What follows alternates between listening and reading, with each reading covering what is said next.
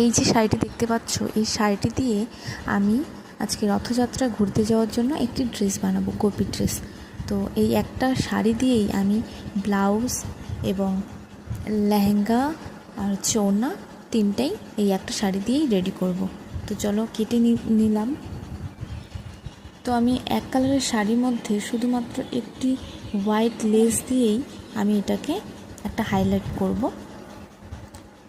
তো প্রথমে আমি লেহেঙ্গার নিচে পায়েরগুলো জয়েন্ট করে নিয়েছি।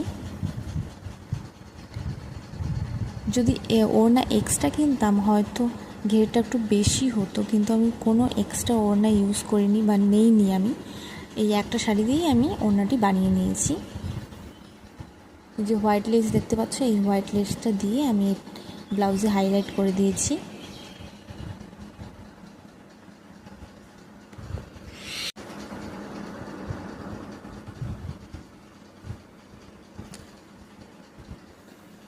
এই যে এটা হচ্ছে ফাইনাল লুক। কেমন হয়েছে নিশ্চয়ই আমাকে বলবে।